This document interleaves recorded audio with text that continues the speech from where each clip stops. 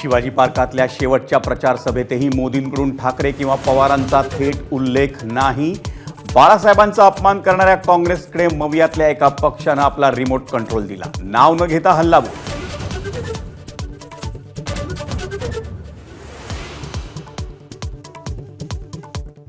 शिवाजी पार्कवर 17 नोव्हेंबरला प्रचार सभेसाठी कुणाला परवानगी मिळणार याबाबतचा सस्पेन्स अजूनही कायम।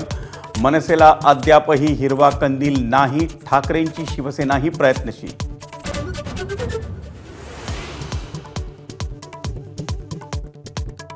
शिंदे, फडणवीस आणि अजित पवारांची नावं गुजराती ट्विट करून संजय राऊतांनी महायुतीला डिवचलं, तर शरद पवार, राहुल गांधी आणि उद्धव ठाकरेंची नावं उर्दूत लिहून चित्रा वाघांचं प्रत्युत्तर।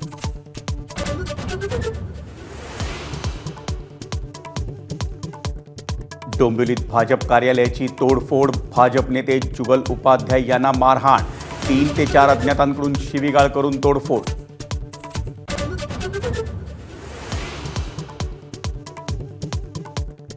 विधानसभा निवडणुकीसाठी राज्यातल्या अनेक शाळांना 18 ते 20 नोव्हेंबर सुट्टी मिळण्याची शक्यता।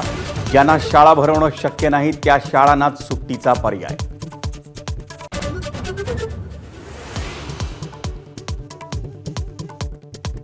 बाबा सिद्दीकी हत्या प्रकरणात आणखी धक्कादायक माहिती उघडकीस।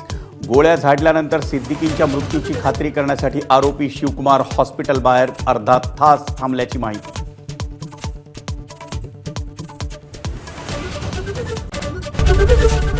एबीपी माझा, उघडा डोळे बघा नीट।